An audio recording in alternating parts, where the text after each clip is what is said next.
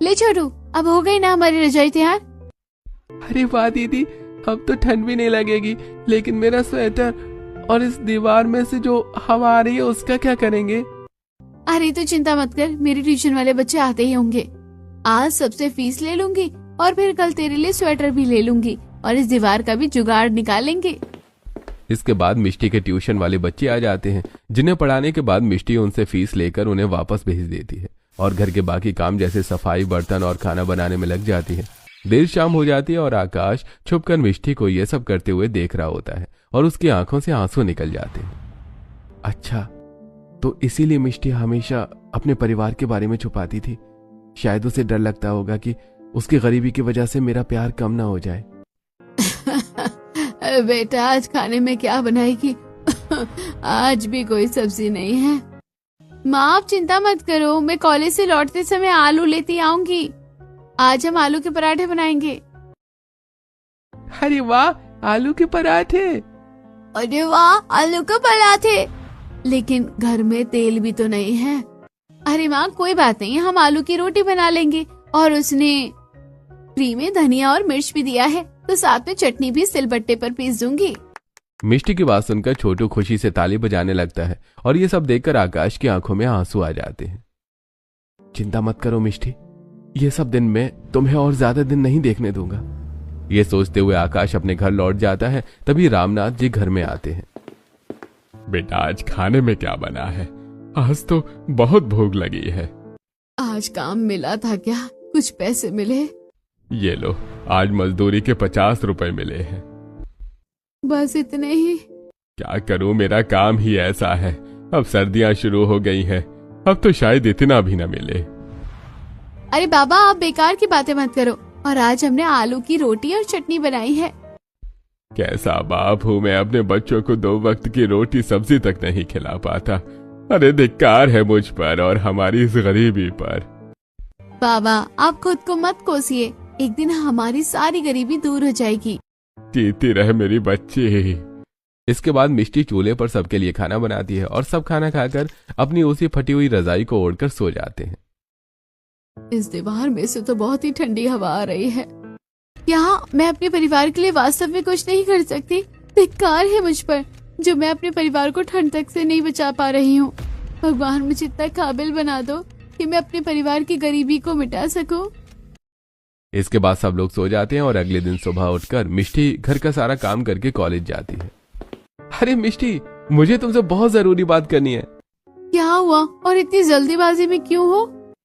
I love you Mishti, will you marry me? अरे आकाश, ये क्या कर रहे हो? सब लोग देख रहे हैं। अपने प्यार को शादी के लिए मना रहा हूँ। लेकिन आकाश, तुम मेरे बारे में कुछ भी नहीं जानते। अगर जान गए तो तुम मुझे छोड़ दोगे। मिष्टी, मैं तुम्हारे बारे में सब कुछ जान गया हूँ एंड आई प्रॉमिस कि तुम्हारी परेशानियां मैं खुद ठीक कर दूंगा। बताओ, मुझसे शादी करोगी? लेकिन तुम्हारे घर वाले? उन्हें मैं मना लूंगा।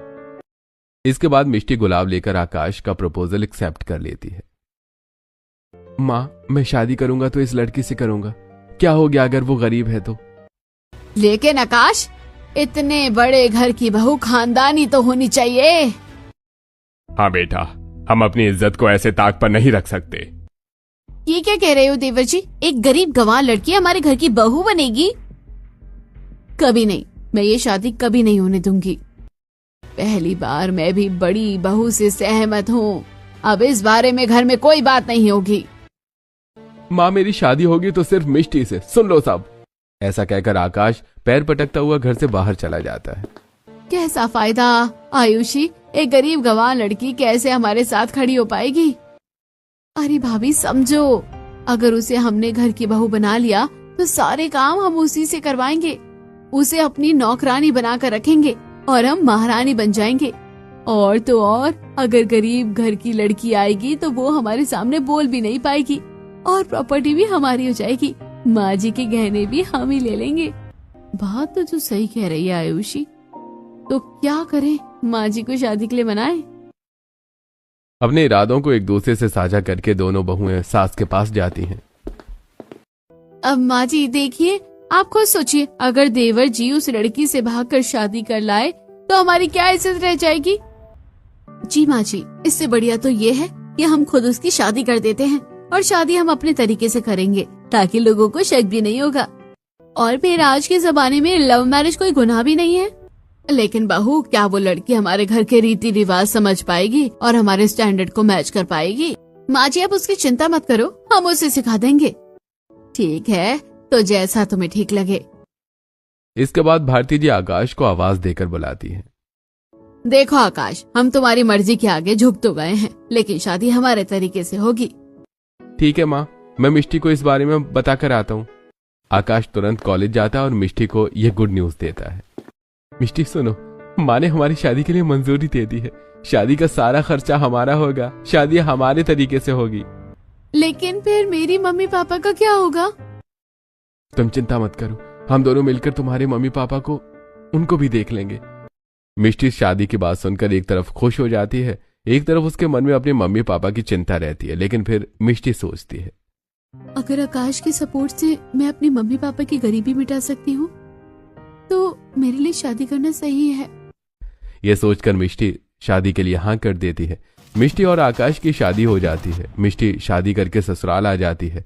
ससुराल में मिष्टी का गृह प्रवेश होता है। गृह प्रवेश करते ही जैसे ही मिष्टी ससुराल में घर के अंदर कदम रखती है तो गरम गरम मखमल के फर्श पर उसे एक सुकून का एहसास होता है। ये तो बिल्कुल गर्म और मखमली है, ऐसा फर्श तो मैंने कभी भी नहीं देखा। इस घर में तो ठंड भी नहीं है। मिस्टी, चलो, अब तुम शादी की भाग दौड़ में थक गई होगी, जाओ जाकर कमरे में आराम कर लो, कल तुम्हारी पहली रसोई है। जी भाभी। ऐसा कहकर मिष्टी आकाश के साथ अपने कमरे की तरफ चल देती है। कमरे में पहुंचते ही कितना शानदार कमरा है, ऐसा लगता है मानो किसी स्वर्ग में आ गई हूँ मैं। ये रजाई कितनी मखमली है, ऐसी रजाई तो मैंने अपनी जिंदगी में पहले कभी नहीं देखी। ऐसा कमरा, ऐसा घर तो मैंने केवल पिक्चरों में देखा है। अरे मिष्टी चलो ना, सोना भी है, आज हमारी सुहाग रात है। आकाश ऐसा कहकर मिष्टी को बिस्तर पर लेटाता है और दोनों सो जाते हैं। ये लो मिस्टी, आज अपने गांव के पुराने कपड़े मत पहनना, अब तुम हमारे घर की बहू हो। ये कपड़े और गहने पहन लो और नीचे आ जाना। इतने सुंदर कपड़े देखकर मिष्टी हैरान रह जाती है। कितनी खुदगर्ज हूँ मैं। मेरे माता पिता बेचारे गरीबी में फटी हुई रजाई और फटे कपड़ों में होंगे। मेरा छोटा भाई जिसके पास एक स्वेटर तक नहीं है, और मैं यहाँ इतनी अमीरी में इतने महंगे कपड़े और गहने पहन रही हूँ। अरे मिष्टी, क्या सोचने लग गई? चलो जल्दी करो, नीचे माँ और पापा बुला रहे हैं। दोनों तैयार होकर नीचे आते हैं। मिष्टी रसोई में जाती है, तभी उसकी दोनों जिठानियां। चलो मिस्टी, हमने बहुत सालों तक इस घर को संभाला है, अब तुम्हारी जिम्मेदारी है। आज पूरी किचन तुम ही संभालोगी। जी भाभी, आज खाने में क्या बनाना है आप बता दो। इसके बाद प्रियंका और आयुष जी मिष्टी को खाने की एक लंबी चौड़ी लिस्ट देकर आराम से टीवी देखने के लिए बैठ जाती हैं। मिष्टी रसोई में थोड़ी ही देर में सबके लिए उनका पसंदीदा खाना तैयार कर लेती है और डाइनिंग टेबल पर लगा देती है। मिष्टी, जरा मुझे एक गिलास गर्म पानी देना। ठीक है। कहाँ जा रही हो? हमारे घर में तुम्हारे घर की तरह गर्म पानी करने के लिए गैस से चूल्हा नहीं चलाना पड़ता। हमारे घर में मशीन है, तुम इसमें से गर्म पानी भर लो। गर्म पानी की मशीन के बारे में मिष्टी को पहले कभी नहीं पता था। उसने जैसे ही मशीन का बटन दबाया, एक गिलास गर्म पानी तुरंत भर गया। बेटा, आज ठंड है, एक कप चाय बना दे। बाबा, दूध तो खत्म हो गया है। अच्छा, तो एक गिलास पानी ही गर्म करके दे दो। बाबा, चूल्हा ठंडा हो चुका है और घर में लकड़ी अभी नहीं है। चलो कोई बात नहीं, मुझे सादा पानी ही दे दो। मेरे मायके में मेरे माँ बाप को मैं कभी एक गिलास गर्म पानी तक नहीं पिला पाई, और आज यहाँ मेरे घर में गर्म पानी की मशीन है। मिष्टी खुद को इस चीज के लिए कोसती है। अरे कहाँ खो गई? अपने पुराने गरीबी वाले दिन याद कर रही हो? देवर जी पानी मांग रहे हैं। जी भाभी, अभी लेकर आई। ऐसा कहकर मिष्टी आकाश को पानी देती है। सुनो तीनों बहुएं, दिसंबर की सर्दी आ चुकी है और आज घर में हमारी तीनों बहुएं मौजूद हैं, तो मैं तुम तीनों को कुछ दिखाना चाहती हूँ। देविका जी अपनी पुश्तैनी मखमली रजाई निकालती हैं जो कश्मीर की पश्मीना शॉल से बनी हुई है और उसके कवर पर महंगे नग और मोती जड़े हुए हैं। कितनी सुंदर रजाई है और कितनी गर्म भी लग रही है। ये तो हमने पहले कभी नहीं देखी। ये हमारे घर की पुश्तैनी रजाई है और हमारे घर का नियम है कि घर की सबसे काबिल बहू को ये रजाई दी जाती है। मेरी सास ने ये रजाई मुझे दी थी और अब मैं तुम तीनों में से किसी एक को दूंगी। तब तो माँ जी रजाई मुझे मिलनी चाहिए। नहीं नहीं, मुझे मिलनी चाहिए। मिष्टी, तुम कुछ नहीं बोलोगी? माँ, मैंने तो अभी अभी इस घर में कदम रखा है, तो मैं इस रजाई की हकदार कैसे हो सकती हूँ? इस रजाई का असली हकदार कौन है कौन नहीं, ये तय मैं करूँगी, और वो भी एक परीक्षा लेकर। कैसी परीक्षा माँ जी? ये लो तीनों 100-100 रुपए, और इन 100 रुपए से तुम तीनों को 3 दिन की सब्जियां खरीद कर लानी है, और कोई भी चीटिंग नहीं करेगा। अरे 100 रुपए में क्या ही सब्जी आएगी, कोई बात नहीं, मैं अपने पैसे से ले आऊंगी। इस प्रतियोगिता में तो मैं ही जीतूंगी, मैं तो मॉल जाऊंगी। ठीक है माँ जी, हम अभी बाजार चले जाते हैं। तीनों बहुएं सब्जी लाने निकल जाती हैं। प्रियंका और आयुषी मॉल में जाकर 2 दिन की सब्जियां खरीद लेती हैं और उसमें अपने पैसे मिलाकर बढ़िया सब्जियां लेकर आ जाती हैं। वहीं मिष्टी सस्ती सी ताजी रोजमर्रा वाली सब्जियां खरीदकर साधारण से थैले में लेकर घर आ जाती हैं। लाओ बहुओं, दिखाओ क्या क्या सब्जी लाई हो तुम तीनों। तीनों अपनी अपनी सब्जियां टेबल पर रख देती हैं। अरे वाह प्रियंका बहू, तुम तो बहुत अच्छी ताजी सब्जियां लेकर आई हो। ये सब्जी 100 रुपए में आ गई। जी माँ जी। आयुषी बहू, तुम्हारी सब्जियां भी काफी ताजी है। हाँ माँ जी। अरे मिष्टी, ये कैसी सब्जियां लेकर आई हो? माँ जी, हमने तो पहले ही कहा था, ये खुद गरीब है और गरीबों जैसे ही सब्जियां लेकर आई है। दोनों मिलकर उसका मजाक उड़ाती हैं। लेकिन मुझे तो समझ आ गया कि इस घर के लिए काबिल बहू कौन सी है, और ये रजाई मुझे किसे देनी है। दोनों बहुएं मन ही मन खुश हो रही होती हैं। रजाई तो हमें ही मिलेगी। तो इस रजाई की असली हकदार मिष्टी बहू है। क्या तुम दोनों को इतना भी समझ नहीं आता? अगर मैंने अपनी गृहस्थी इतने सालों तक चलाई है तो मुझे पता होगा कि 100 रुपए में कैसी और कितनी सब्जियां आती है। तुम दोनों मेरी परीक्षा में फेल हो गई हो, इसलिए महंगी मखमली और पुश्तैनी रजाई तो मिष्टी को ही मिलेगी। जैसे ही भारती जी मिष्टी को रजाई देती हैं, प्रियंका और आयुषी जल भुन जाती हैं और एक दूसरे से कहती हैं, देखना, इसको तो सबक मैं सिखाऊंगी। हाँ भाभी, अब इसको सबक सिखाते हैं। इसके बाद सभी अपने कमरे में चले जाते हैं और प्रियंका और आयुषी मिष्टी से नफरत करने लगती है। मिष्टी, चलो तुम्हारे माँ बाबा से मिलकर आते हैं, काफी दिन हो गए, तुम्हें भी याद आ रही होगी ना। थैंक यू आकाश, तुमने मेरे बारे में इतना सोचा। तैयार होकर मिष्टी और आकाश मिष्टी के मायके निकल जाते हैं। काका, जरा गाड़ी रोकना। लेकिन अभी तो घर दूर है, तुम रास्ते में गाड़ी क्यों रुकवा रहे हो? अरे बाहर आओ, थोड़ी शॉपिंग करते हैं। माँ बाबा के घर खाली हाथ जाओगी क्या? कुछ गिफ्ट्स ले लेते हैं। आई लव यू आकाश, तुम बहुत अच्छे हो। दोनों मॉल में घुसते हैं और आकाश मिष्टी के घर वालों के लिए कुछ गर्म कपड़े, गर्म कंबल और खाने पीने का सामान खरीदता है और सब सामान की गाड़ी में रखकर मिष्टी और आकाश मिष्टी के घर पहुंचते हैं। अरे वाह मिष्टी बेटा, तू तो बहुत ही सुंदर लग रही है। ये इतने सारे पैकेट किसके लिए लेकर आई है? अरे वाह दीदी, मेरे लिए नया स्वेटर, ये तो बहुत अच्छा है, और हमारे लिए गर्म रजाई भी लाए हो आप। अपने परिवार को तोहफे देकर मिष्टी और आकाश वापस घर आ जाते हैं। हाँ छोटू, अब तुम लोगों को ठंड नहीं लगेगी। माँ जी, आपको पता है आकाश भैया इस मिस्ट्री के कहने पर कितने सारे पैसे इसके मायके में खर्च करके आए हैं? हाँ माँ जी, मायके वालों पर लुटा रही है वो गरीब घर की बेटी। हमारी तरह अमीर घर की बेटी थोड़ी ना है वो। इसलिए मैं तेरी शादी इस गरीब लड़की से नहीं कराना चाहती थी। मैं जानती हूँ ऐसी गरीब लड़कियाँ कितनी तेज होती हैं। देविका जी और जेठानियों की बातें सुनकर मिष्टी रोने लगती है।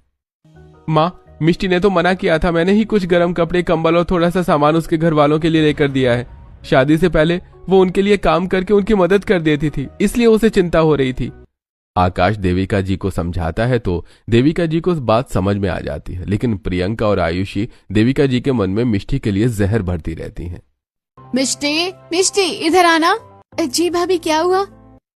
ये मेरे पुराने कोई स्वेटर है, तुम तो इन्हें पहन ही लोगी। आखिर तुमने इतने अच्छे स्वेटर पहले देखे थोड़ी ना होंगे। तभी आयुषी कमरे में आती है। हाँ भाभी, मेरे पास भी कुछ शॉल है, चलो मिस्ट्री मैं तुम्हें दे देती हूँ, तुम्हें तो हमारे पुराने कपड़े भी नहीं लगेंगे। प्रियंका और आयुषी ऐसी बातों में से हमेशा मिष्टी को नीचा दिखाती हैं, लेकिन मिष्टी अपने संस्कारों के कारण चुप रहती है।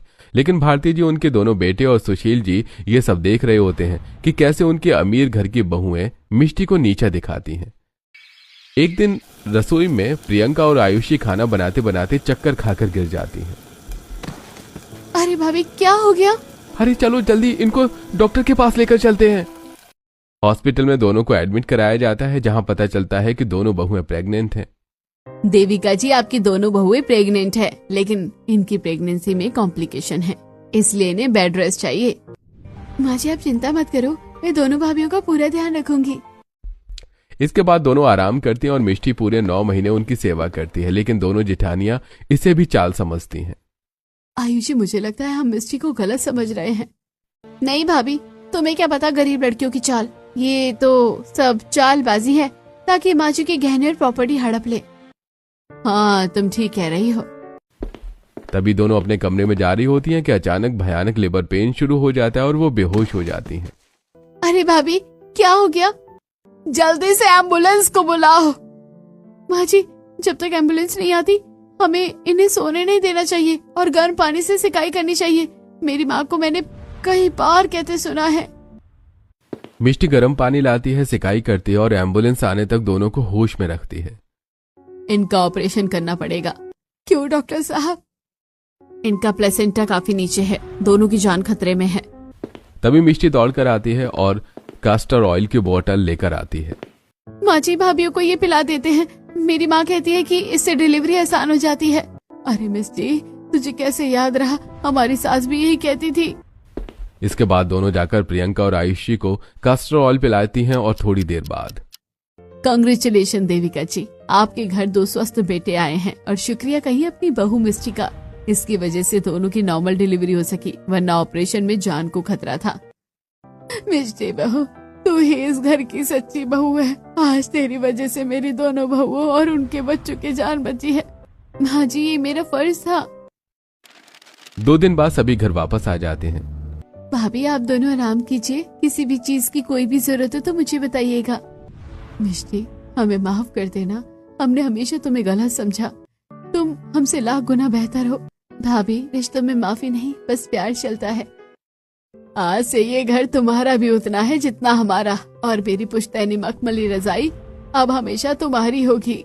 आकाश गर्व से मिष्टी को देखता है। मिष्टी, तुमने साबित कर दिया कि तुम इस घर की असली शान हो। पूरा घर खुशियों से भर जाता है। बच्चों की किलकारियां और मिष्टी की मुस्कान घर को सचमुच